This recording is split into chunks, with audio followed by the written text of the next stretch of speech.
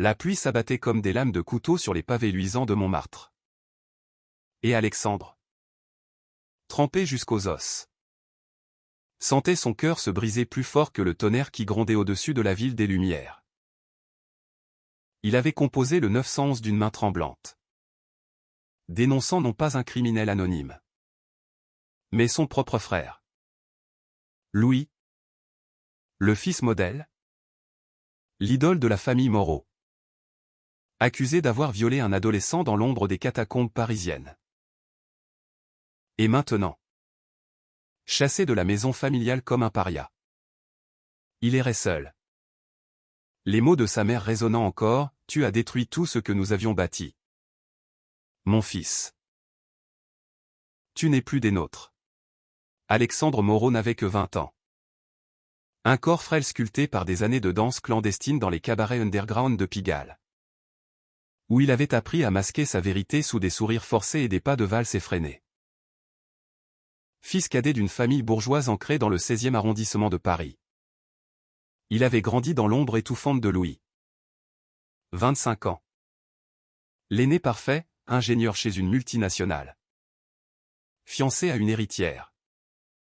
Et pilier de la paroisse Saint-Honoré. Leurs parents. Henri et Claire. Des retraités fiers de leur lignée impeccablement hétéronormative. Avaient toujours vu en Louis le reflet de leur succès social. Tandis qu'Alexandre, avec ses inclinations secrètes pour les garçons et ses nuits passées à dévorer des romans de Proust sous la couette, n'était qu'une ombre discrète, tolérée tant qu'il ne faisait pas de vagues.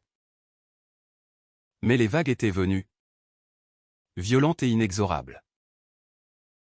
Tout avait commencé 3 mois plus tôt, lors d'une fête arrosée dans un loft du Marais, où Alexandre avait surpris Louis, ivre et hilar, en train de harceler un jeune serveur de 17 ans nommé Théo. Un franco-marocain aux yeux sombres et au sourire timide. « Viens. Petit. Montre-moi ce que tu caches sous ce tablier » avait ricané Louis, sa main serrant trop fort le poignet du garçon. Alexandre avait détourné le regard ce soir-là, le cœur noué par la peur et la honte. Mais les nuits suivantes, les murmures de Théo au glané dans les couloirs des cafés étudiants l'avaient hanté. Théo, étudiant en art à la Sorbonne, avait confié à un ami commun que Louis l'avait traîné dans les catacombes. Ces boyaux sombres sous Paris où les os des morts veillent en silence. Et là, dans l'obscurité putride, il avait forcé ses avances, brisant non seulement le corps du garçon mais son âme fragile. Alexandre avait lutté contre lui-même pendant des semaines. Allongé dans sa chambre au mur tapissé de posters de Balzac et de photos volées de garçons anonymes sur Instagram, il revivait la scène en boucle, le rire moqueur de Louis, le cri étouffé de Théo qu'il imaginait. Était-ce sa faute? À lui? Le frère cadet gay qui avait toujours su que son orientation était une tache indélébile dans l'album familial? Ses parents, avec leur dîner guindé où l'on parlait de politique conservatrice et de mariages arrangés, n'avait-il pas déjà murmuré, lors de ses absences prolongées: il finira mal? Ce garçon, avec ses manières efféminées? Pourtant, une nuit d'insomnie, alors que la tour Eiffel scintillait au loin comme un phare moqueur, Alexandre avait saisi son téléphone, les doigts tremblants. Il avait composé le 17, le vrai numéro d'urgence en France. Pas ce 911 américain des films hollywoodiens qu'il avait confondu dans sa panique et avait balbutié les faits: « Mon frère. Il a agressé un mineur. Dans les catacombes. Théo. Il s'appelle Théo Belkacem. » Les sirènes avaient hurlé peu après. Et le monde des Moreau s'était effondré comme un château de cartes sous un vent d'hiver. Louis, arrêté en pleine réunion de travail, avait nié en bloc, jurant que c'était un malentendu. Un jeu entre adultes consentants. Mais Théo, avec son courage frêle de survivant, avait témoigné. ses larmes coulant sur les dossiers froids du commissariat du 5e arrondissement. Les preuves aux messages effacés trop tard. Témoignages de passants près de l'entrée des catacombes avaient scellé le sort de Louis. Condamné à 5 ans de prison ferme pour agression sexuelle sur mineurs. Il était devenu le scandale que les moraux ne pouvaient effacer. Henri et Claire. Ces piliers de la bourgeoisie parisienne avaient réagi comme si le ciel leur était tombé sur la tête. Dans le salon lambrissé de leur appartement haussmannien.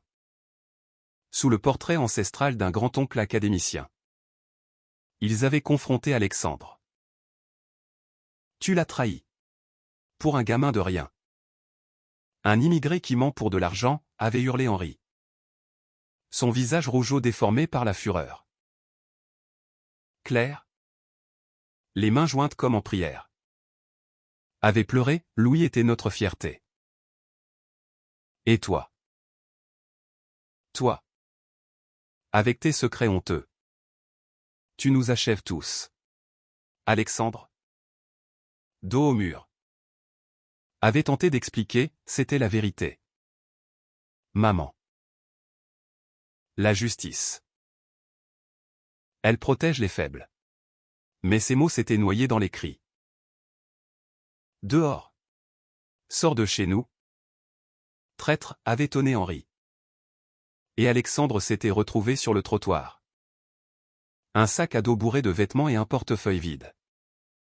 Sous les yeux indifférents des concierges du quartier. Les jours suivants furent un brouillard de survie. Paris. Cette ville qu'il aimait pour ses boulevards bordés de cafés et ses ponts sur la Seine où les amoureux s'embrassaient sans crainte. Se muait en labyrinthe hostile. Alexandre dormait sur les bancs du jardin des Tuileries. Se nourrissait de pain volé au marché de rue.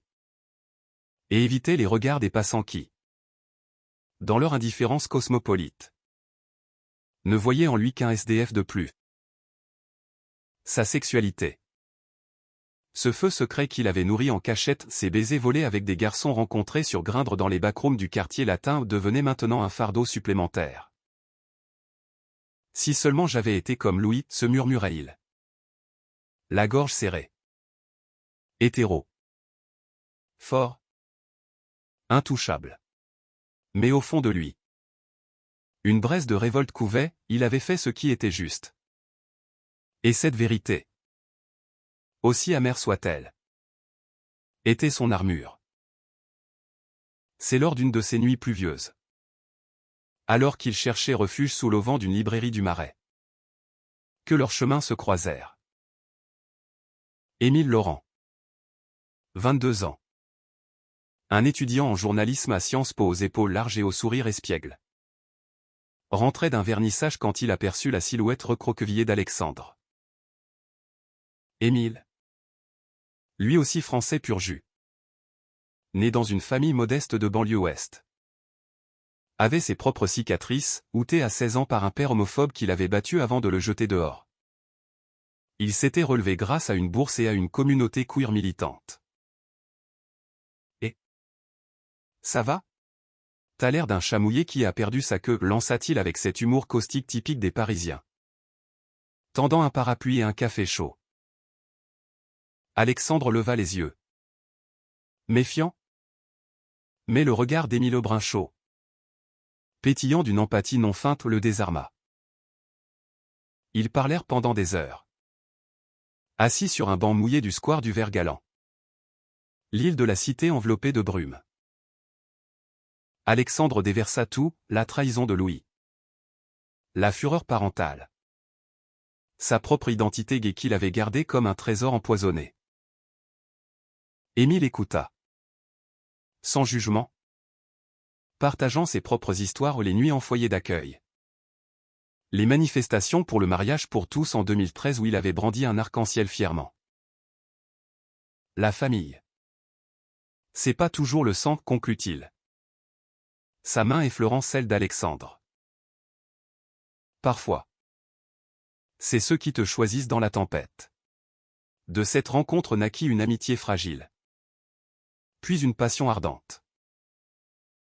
Émile offrit à Alexandre un lit dans son petit studio du 11e arrondissement. Un grenier au mur couvert de coupures de presse sur les droits LGBTQ+. Leurs nuits se peuplèrent de rires étouffés. De caresses timides qui devinrent feu dévorant.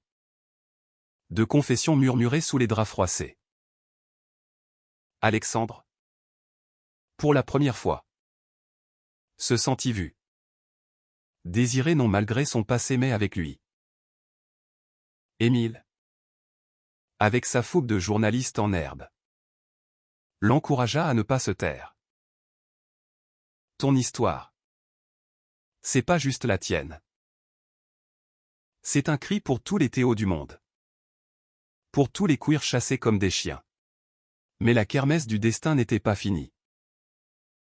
Quelques semaines plus tard, alors qu'Alexandre et Émile déambulaient main dans la main le long de la Seine, un geste osé dans une ville encore marquée par des regards en coin. Un appel anonyme brisa l'idylle. C'était Claire, la mère d'Alexandre. La voix brisée, ton père a eu une attaque. À cause de toi. Reviens. Je t'en supplie. Le cœur d'Alexandre se serra comme dans un étau. Était-ce sa faute? Avait-il vraiment détruit sa famille en choisissant la vérité? Le retour au 16e fut un cauchemar éveillé. L'hôpital Saint-Louis. Avec ses couloirs aseptisés et ses bips monotones. Sentait la mort et les regrets. Henri gisait pâle sur son lit. Un tube dans la gorge. Tandis que Claire, les yeux cernés, serrait la main de son mari comme une naufragée. Il a lu les journaux, murmura-t-elle à Alexandre. Le procès de Louis. Tout Paris en parle. Le fils modèle devenu monstre. Et toi? Le dénonciateur. Photographié en ligne comme un héros ou un traître. Alexandre, le ventre noué, s'assit près du lit. Les larmes coulant silencieusement. Pour la première fois, Henri ouvrit les yeux. Et dans ce regard voilé de douleur, Alexandre vit non la colère, mais un éclat de regret. Fils. Pourquoi, balbutia-t-il d'une voix rauque. Les mots jaillirent alors. Un torrent longtemps retenu. Alexandre raconta tout, non seulement l'agression de Théo, mais les années de silence familial. Les sous-entendus homophobes lors des repas de Noël. La façon dont Louis avait toujours été protégé. Même quand il taquinait Alexandre sur ses penchants contre nature lors de leurs jeux d'enfance. J'ai fait ce qu'il fallait. Papa. Parce que la vérité, c'est la seule chose qui nous sauve. Émile, arrivé en renfort, posa une main sur l'épaule d'Alexandre. Son présence un bouclier contre la tempête. Ce soir-là, dans la chambre d'hôtel anonyme où il s'était réfugié, l'amour entre eux s'embrasa plus fort. Émile, torse nu sous la lumière tamisée, attira Alexandre contre lui. Tu es courageux. Mon amour. Plus que n'importe qui. Leurs corps s'entrelacèrent dans une danse lente et fiévreuse. Les souffles mêlés aux murmures de promesses, on va s'en sortir ensemble. Pour Théo. Pour nous. C'était un sanctuaire de tendresse au milieu du chaos. Où le romantisme n'était pas des roses fanées mais des cicatrices partagées. Des baisers salés de larmes. Pourtant, la kermesse s'intensifia. Des menaces anonymes commencèrent à pleuvoir, des appels nocturnes avec la voix déformée de Louis depuis sa cellule à la prison de Fresnes. Jurant vengeance. Tu paieras. Petit frère. Pour avoir sali notre nom. Et pire, des rumeurs sur les réseaux sociaux. Alimentées par des amis de la famille. Accusant Alexandre d'avoir inventé l'histoire par jalousie. Parrainant vers l'hétérosexualité de Louis. Émile, flairant le scoop, plongea dans l'enquête. Avec son réseau de contacts à Libération et à Tétu. Il déterra des dossiers enfouis, Louis n'était pas un monstre isolé. Des plaintes similaires. Classées sans suite. De jeunes hommes dans les boîtes de nuit de Bastille. C'est un pattern, déclara Émile. Son ordinateur portable ouvert sur des captures d'écran. Ton frère est un prédateur en série. Masqué par son statut. Ensemble, ils décidèrent de contre-attaquer.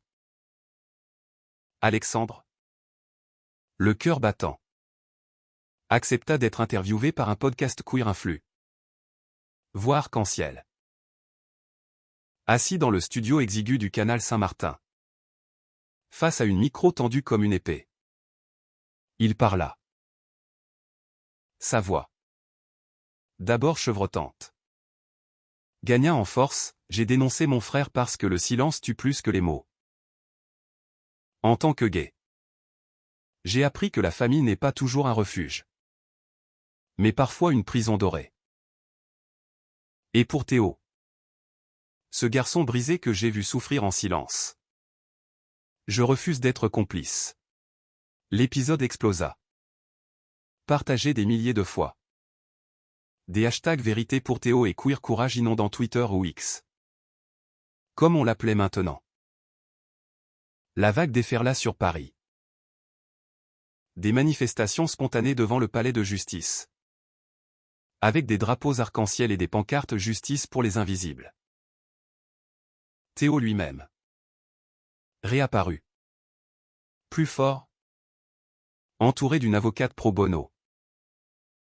Merci. Alexandre, murmura-t-il lors d'une rencontre émouvante dans un café du quartier latin.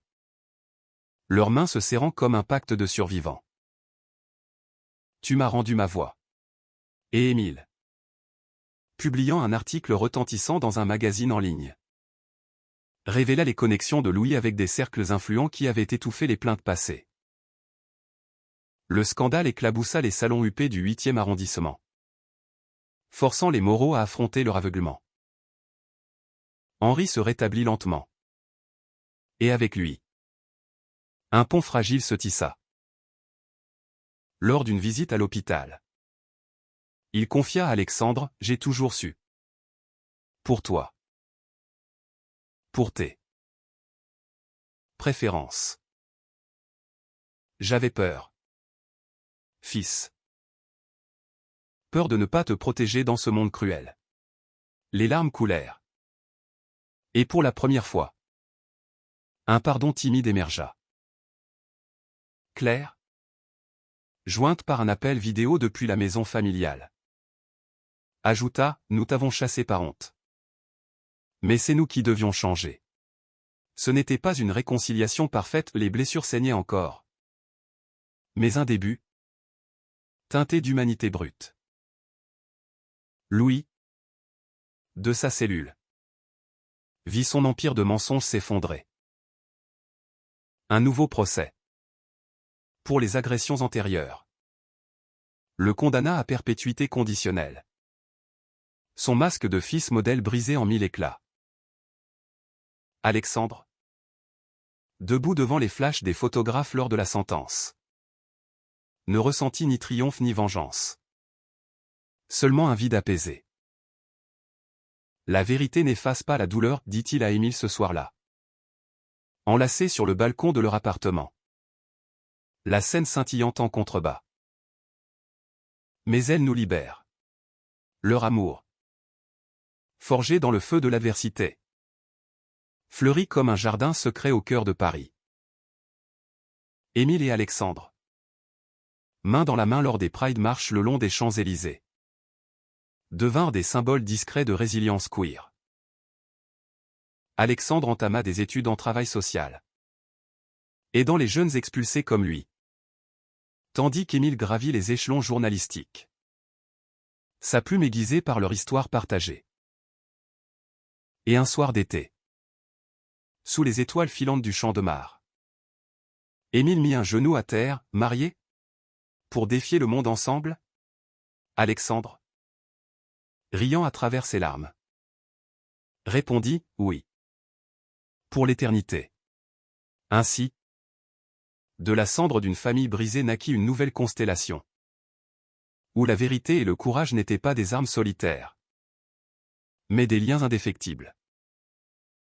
Paris. Éternelle amante capricieuse.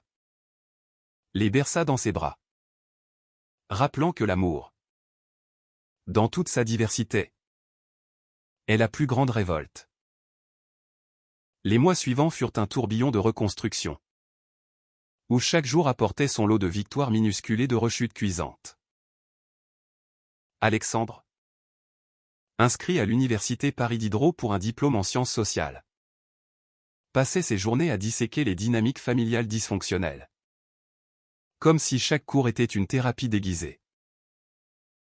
Ses professeurs, une brochette d'intellectuels barbus et de féministes chevelus, louaient sa perspective authentique, ignorant les nuits où il se réveillait en sueur, hanté par le visage déformé de Louis lors de l'audience. Émile, de son côté, jonglait entre ses stages à France Inter et ses chroniques freelance sur les droits humains.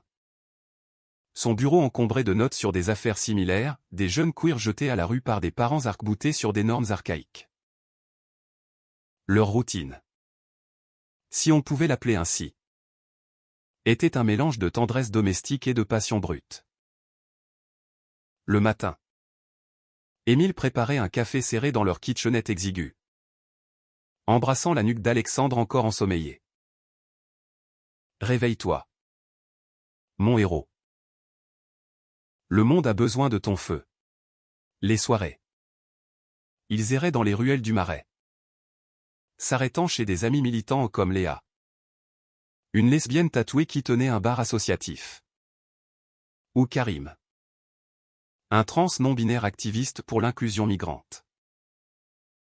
Là, au milieu de la fumée de joint et des débats enflammés sur la loi contre les thérapies de conversion, Alexandre se sentait enfin chez lui.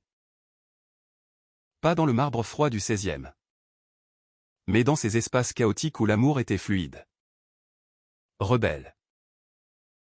Pourtant, les ombres du passé ne s'effaçaient pas si facilement. Un après-midi pluvieux, alors qu'Alexandre rentrait d'un séminaire sur la victimologie, il trouva une lettre glissée sous la porte, l'écriture anguleuse de Claire. « Viens dîner dimanche. Seul. Ton père va mieux. Nous devons parler. » Son estomac se noie. Émile, lisant par-dessus son épaule, fronça les sourcils. C'est un piège ou une trêve? Alexandre haussa les épaules. Mais au fond, une lueur d'espoir ou de masochisme l'attirait. Je dois y aller. Pour clore le chapitre. Le dimanche venu, il traversa Paris en métro, le cœur cognant comme un tambour de guerre. L'appartement des Moreau, avec ses meubles Louis XV et ses vases de cristal, semblait figé dans le temps. Un mausolée de souvenirs aigris. Henri, assis dans son fauteuil Voltaire, avait repris des couleurs. Mais ses yeux portaient encore l'empreinte de la trahison. Claire, en robe Chanel impeccable, servit un coq au vin fumant, ses mains tremblant légèrement. Le dîner fut un ballet maladroit, silence pesant rompu par des questions anodines sur les études d'Alexandre. Puis, inévitablement, le nom de Louis surgit, comme un fantôme invoqué. Il nous écrit tous les jours, murmura Claire, les yeux baissés sur son assiette. Il jure qu'il a changé. Que c'était une erreur d'ivresse. Henri grogna, erreur? 5 ans pour une erreur? Alexandre posa sa fourchette, la gorge sèche. Ce n'était pas une erreur. Papa. C'était un crime. Et il y en a eu d'autres. Les mots planaient. Lourde accusation non dite. Henri se leva soudain, marchant de long en large. Et toi? Toi et ton ami, Émile. C'est ça? Vous paradez en public comme si c'était normal. Dans ma maison. On n'a jamais. Sa voix se brisa. Et pour la première fois. Alexandre vit la faille, non la haine. Mais la peur viscérale d'un homme élevé dans les années 60. Quand l'homosexualité était un vice caché. Normal, répliqua Alexandre. La voix montant d'un octave. C'est l'amour? Papa. Pas un vice? Pas une mode. Et si vous m'aviez accepté avant?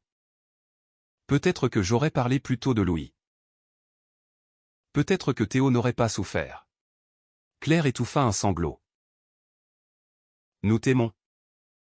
Alexandre. Mais c'est dur. La société. Nos amis. Il rit amèrement. La société change. Maman. Regardez les prides. Les lois. Et vos amis? Ceux qui vous ont tourné le dos quand le scandale a éclaté. Le dîner se termina en chaos, cris. Porte claquant. Et Alexandre fuyant dans la nuit. Le goût du vin aigre sur les lèvres. De retour chez Émile. Il s'effondra en larmes. Les bras de son amant l'enveloppant comme un cocon. Ils ne changeront jamais, octa-t-il. Émile caressa ses cheveux. Ou peut-être que si. Mais toi. Tu n'as pas à attendre. Tu as ta famille maintenant en nous. Les amis? La communauté. Cette nuit-là. Leur intimité fut un baume, corps enlacés dans une urgence douce. Émile murmurant des poèmes de Verlaine contre la peau d'Alexandre. Ton corps est une flamme. Et je m'y consume volontiers. C'était romantique. Viscéral? Un rappel que l'amour queer n'était pas fragile. Mais indomptable. Le tournant vint avec l'invitation inattendue de Théo à un événement, une lecture publique au centre LGBT de Paris. Où des survivants partageaient leurs histoires pour sensibiliser à la violence sexuelle dans la communauté queer. Alexandre hésita. Mais Émile l'encouragea, c'est ta voix qui guérit. Pas la leur. La salle? Bondée de visages divers des punks tatoués aux bourgeois repentis. Vibrait d'une énergie électrique. Théo monta sur scène le premier. Sa voix ferme malgré le tremblement, j'ai été brisé par un homme qui se cachait derrière un masque de perfection. Mais grâce à Alexandre, j'ai appris que dénoncer, c'est renaître. Puis ce fut au tour d'Alexandre. Les projecteurs l'aveuglèrent. Mais il parla. Les mots coulant comme une rivière libérée, de l'enfance étouffée. De la découverte de sa sexualité dans les pages de Cocteau. De la trahison fraternelle et de l'amour salvateur d'Émile.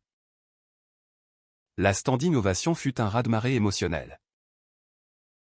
Parmi la foule. Deux silhouettes familières, Henri et Claire. Venus en catimini. Les yeux humides. Après la lecture, ils s'approchèrent. Maladroits. On est fiers, balbutia Henri. Serrant l'épaule de son fils. Pas du scandale, mais de ton courage. Claire ajouta, et d'Émile. Il te rend heureux. Ce n'était pas parfait, des thérapies familiales suivraient. Des disputes encore. Mais c'était un pont jeté sur l'abîme. Avec cette trêve fragile, Alexandre et Émile plongèrent dans une phase de projet concret. Transformant leur douleur en action. Émile lança un podcast hebdomadaire. Vérité arc-en-ciel. Où Alexandre co-hébergeait. Interviewant des figures queer de la scène française, de l'actrice trans Lou Delage à l'activiste intersexe Alex Majoubi. Chaque épisode était une mine d'émotions brutes, rires. Pleurs. Révélations diffusées depuis leur balcon surplombant la place de la Bastille. avec la colonne de Juillet comme témoin muet. Les auditeurs affluaient. Des milliers de messages de soutien, votre histoire m'a donné le courage d'outer ma famille. Alexandre. De son côté. Volontaire au refuge. L'association d'aide aux jeunes LGBT sans abri. Les nuits de garde dans leur centre d'accueil du 13e arrondissement étaient épuisantes, bercer un ado de 15 ans pleurant sa coming out ratée. Ou écouter une fille lesbienne fuyant un mariage forcé. C'est comme si je me voyais en eux, confiait-il à Émile lors de leurs dîners improvisés aux pâtes au pesto et vins de table bon marché. Émile hochait la tête. Ses yeux brillants. Tu sauves des vies. Mon amour. Et moi. Je t'aime pour ça. Le romantisme entre eux s'épanouissait en gestes quotidiens, une note glissée dans le sac d'Alexandre, pense à moi sous la lune. Un pique-nique surprise sur les berges du canal de l'Ourcq. Où il dansait nu sous les saules pleureurs. Mais la passion n'effaçait pas les tensions. Une dispute éclata un soir. Après qu'Alexandre eut refusé une invitation à un gala de charité huppé organisé par Claire. C'est ta famille. Ils essaient, plaida Émile. Alexandre explosa, essayez. Ils m'ont jeté comme une ordure. Et maintenant? Pour sauver la face. Ils veulent que je parade? Les mots blessants fusèrent. Et ils dormirent dos à dos. Le silence plus lourd que les reproches. Le lendemain. Émile s'excusa avec un bouquet de marguerites sauvages cueillies au parc des Buttes-Chaumont. J'ai peur de te perdre dans la rancune, avoua-t-il. Les larmes aux yeux. Alexandre. Le cœur serré. L'embrassa. Jamais. Tu es mon encre. Cette réconciliation fut ardente. Leur corps se retrouvant dans une urgence qui effaça les ombres. Rappelant que l'amour mature n'était pas l'absence de conflit, mais la capacité à les traverser enlacés. C'est alors que le passé ressurgit sous une forme inattendue, une lettre de Louis. Acheminée via un avocat. Frère. Je lis tes interviews. Tu crois être un héros. Mais tu m'as condamné à l'enfer. Reviens me voir. J'ai des choses à te dire. Alexandre trembla en lisant. Les souvenirs de leur enfance au jeu au Luxembourg. Complicité volée se heurtant à l'horreur du présent. Émile. Protecteur. Proposa, allons-y ensemble. Affronte-le. Pour clore. Contre son gré. Alexandre accepta. La prison de Fresnes. Avec ses murs gris et ses barreaux rouillés. Puis la défaite. Louis. Amaigri en combinaison orange. Les fixait de ses yeux autrefois pétillants. Maintenant terne. Tu as gagné. 1. Le petit gai moralisateur. Sa voix suintait le venin. Alexandre. La gorge nouée. Répondit, pas gagné. Juste justice. Louis ricana. Puis son masque craqua, j'étais jaloux. Tu sais.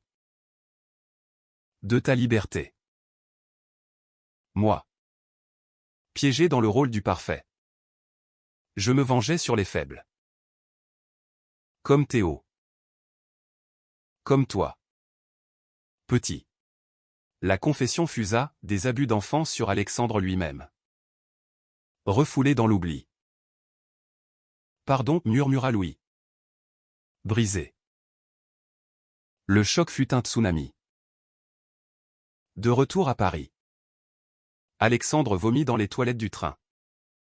Émile le soutenant en silence. Les semaines suivantes furent une descente aux enfers, thérapie intensive avec un psychologue queer. Nuit hantée par des flashs de souvenirs réprimés. Émile veilla. Cuisinant des tisanes calmantes. Tenant sa main lors des crises. Tu n'es pas seul, murmura-t-il. Lentement.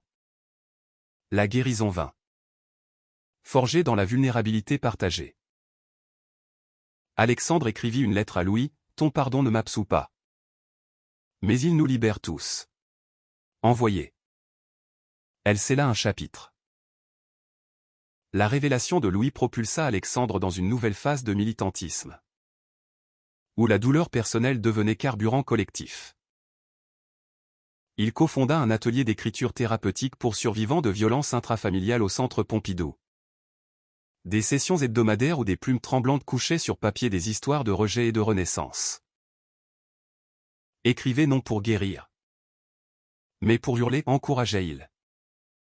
Sa propre nouvelle, un récit fictif d'un frère traître et d'un amour salvateur, lu à voix haute lors d'une soirée ouverte, sous les applaudissements émus d'une salle diverse.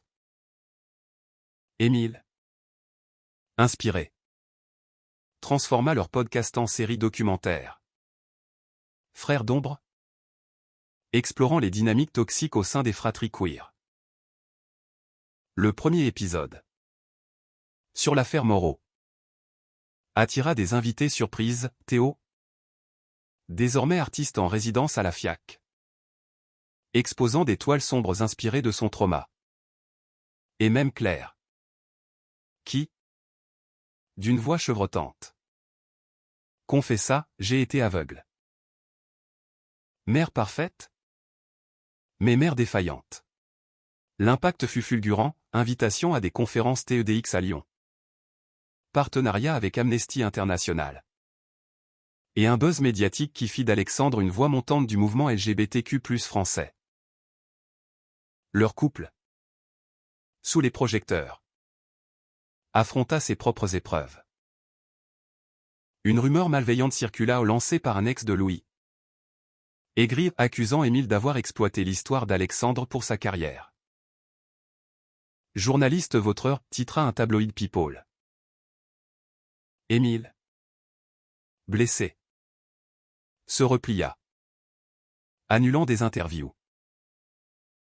Alexandre, furieux, riposta publiquement, une story Instagram où il embrassait Émile devant la caméra. Ceci est l'amour. Pas un scoop.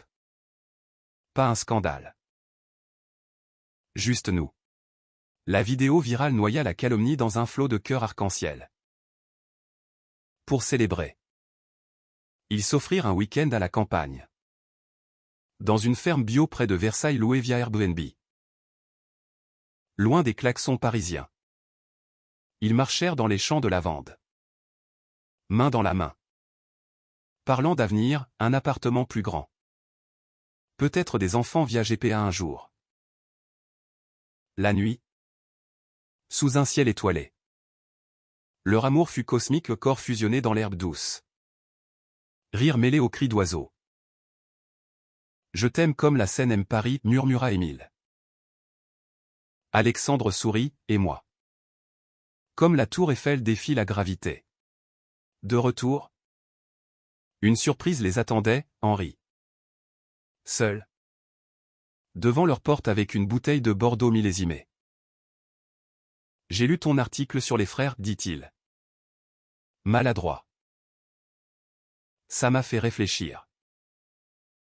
À nous. Ils parlèrent des heures. Henri admettant ses préjugés hérités. Alexandre pardonnant à demi-mot. Viens à la Pride avec nous, proposa-t-il. Henri hésita. Puis hocha la tête. Ce fut un moment pivot, le père conservateur marchant aux côtés de son fils gay. Bannière arc-en-ciel en main. Sous les cris joyeux de la foule place de la Concorde. Mais la kermesse n'épargna pas les rebondissements. Théo contacta Alexandre. Paniqué, une menace de mort. Signée d'un pseudo frère vengeur. Lié à Louis. La police, alertée, renforça la surveillance. Mais la peur s'insinua.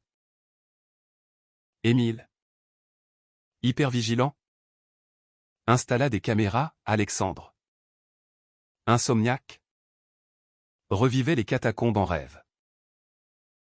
Une nuit, Un bruit suspect les réveilla, une brique à travers la vitre. Avec un mot, la vérité tue. Panique. Appel au 17. Et enquête relancée. L'intrusion transforma leur quotidien en forteresse. Alexandre et Émile.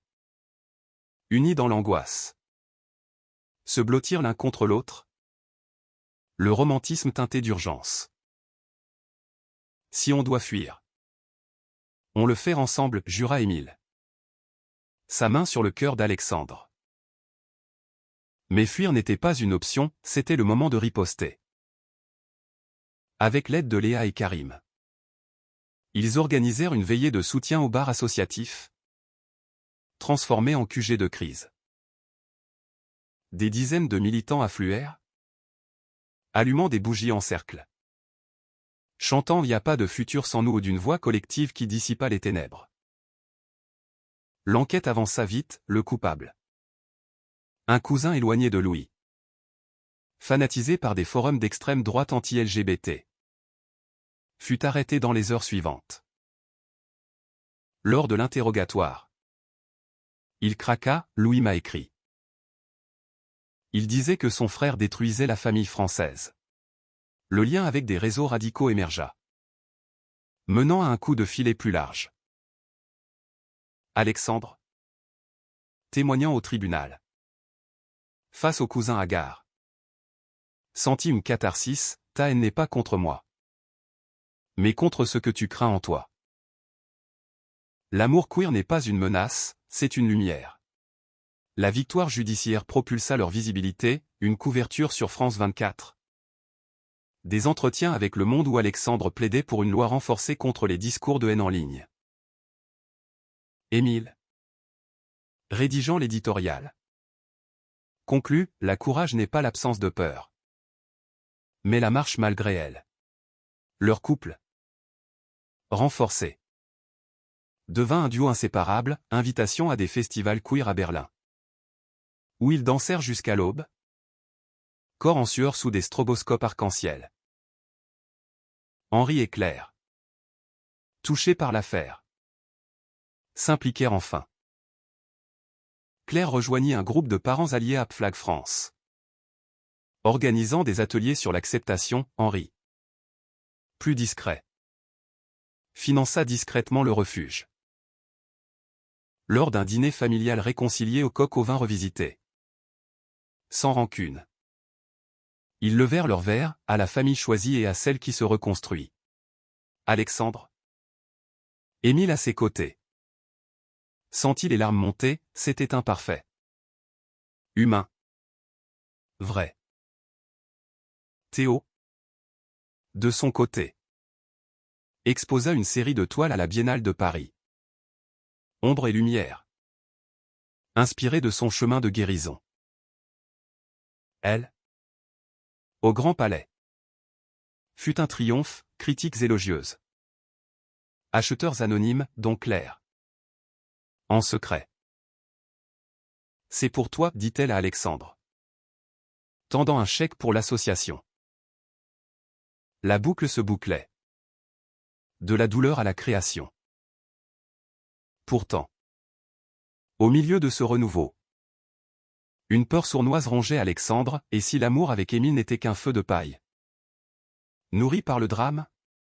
Une nuit. Après un gala épuisant. Il confia, et si on s'ennuie?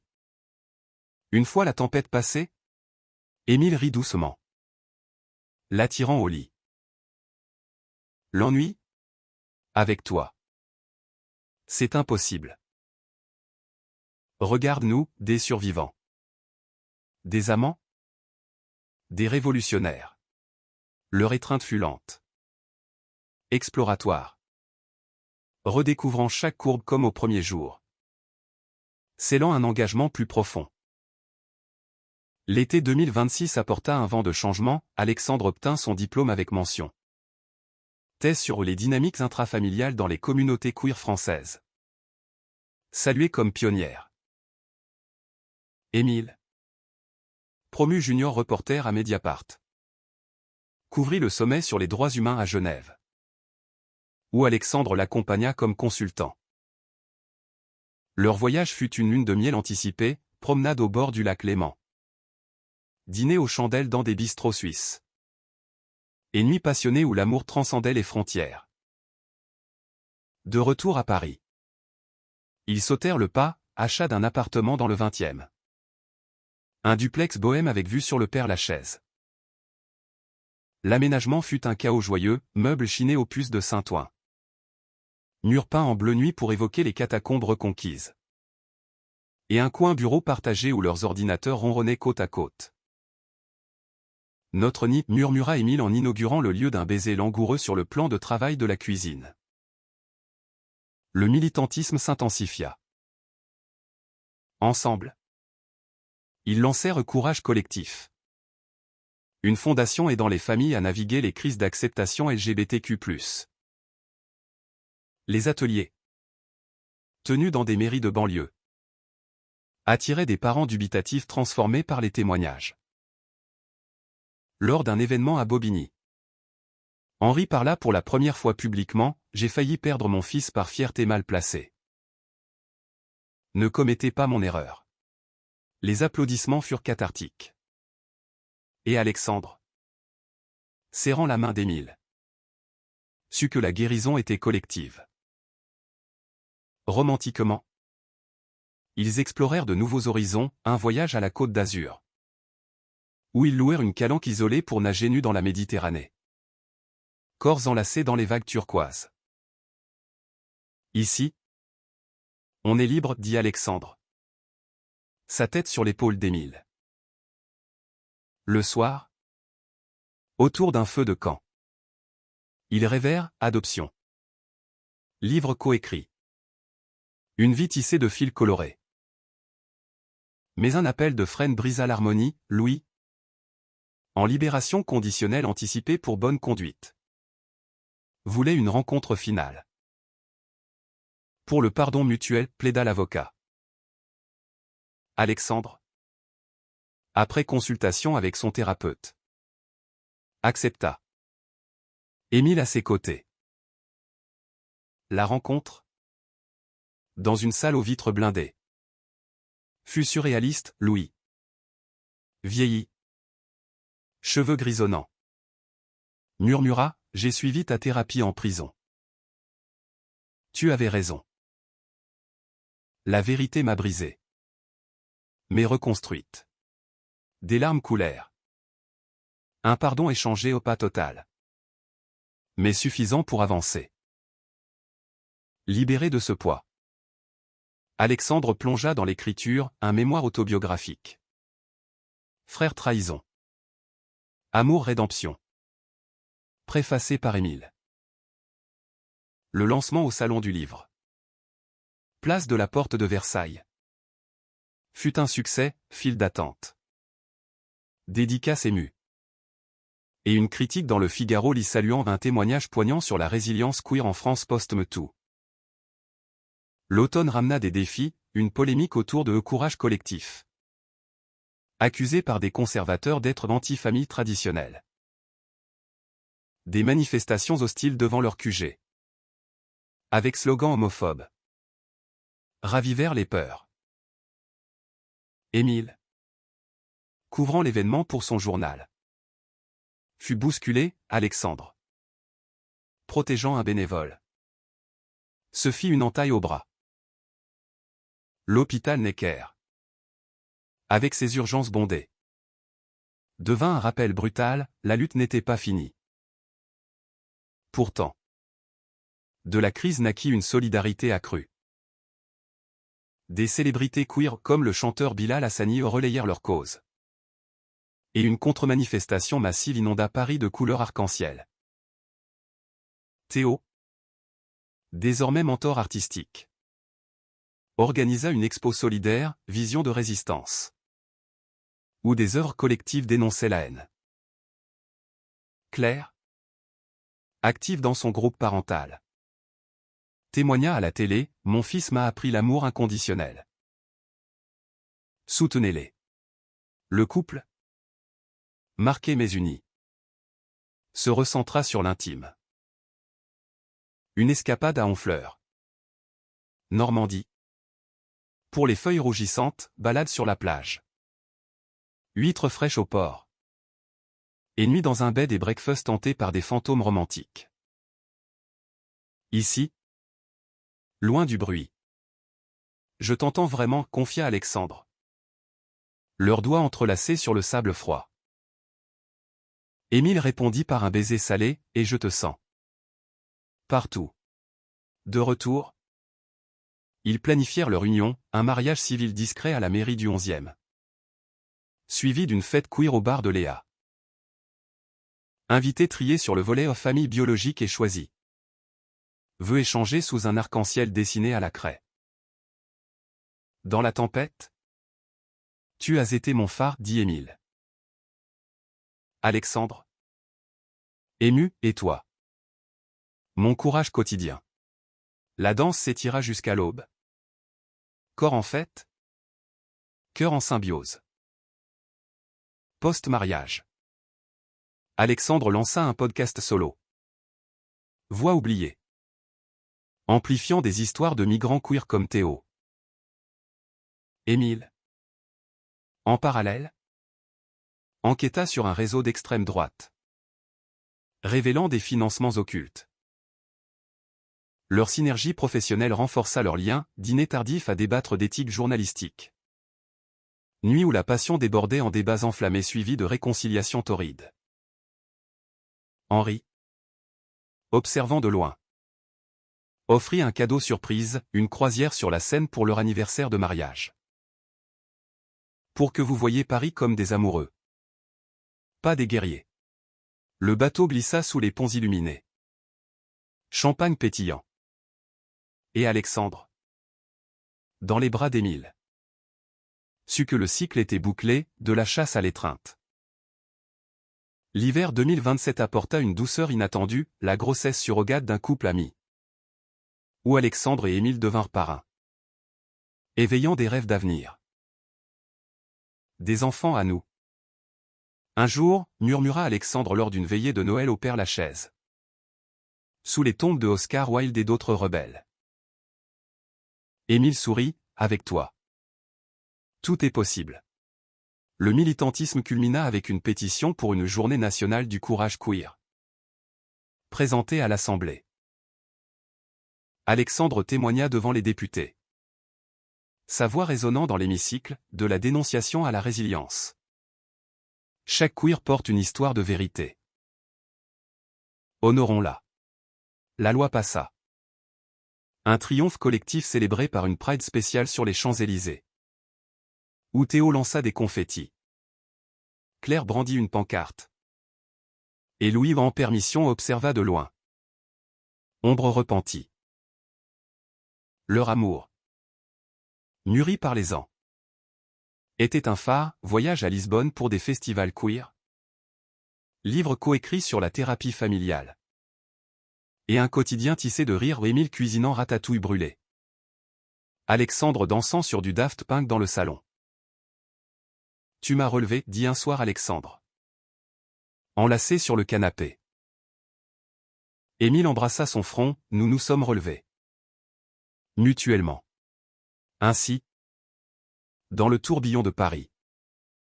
La vérité et le courage fleurirent en legs éternels.